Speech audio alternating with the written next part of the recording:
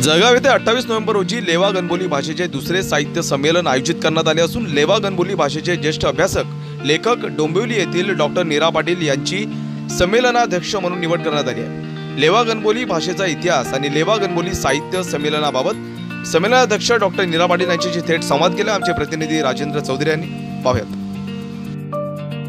28 November रोजी जळगाव येथे लेवा गणबोली भाषा साहित्य संमेलन आयोजित केले आहे। हे साहित्य संमेलन दुसरे आहे।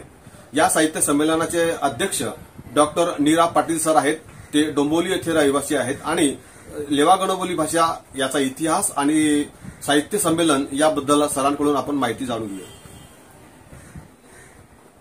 आम्ही लेवा गणबोली कोश लिहिला तोपर्यंत कोणाला माहिती नव्हतं की ही लेवा गणबोली आहे। पूर्वी हिला खानदेशी वऱ्हाडी असं संबोधलं जात होतं आणि आचार्य प्रखे अत्रेंनी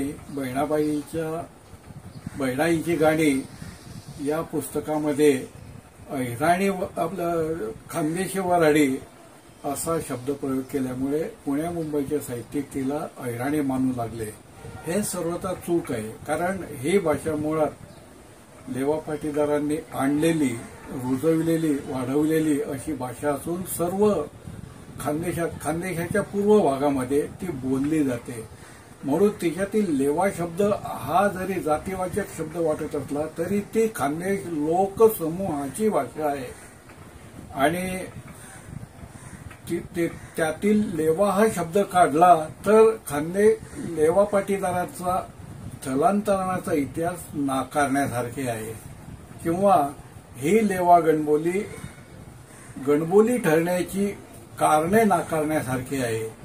कारण लेवा पाटीदार जेव्हा खानदेशात आला तेव्हा त्यास लेवा पाटीदार असं कोणी म्हणत नव्हतं, त्यास पांजना कुणबी असे म्हणत होते।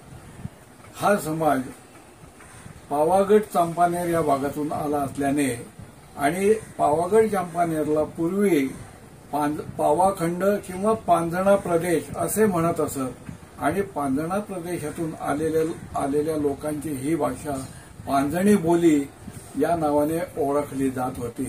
डॉक्टर कृष्णा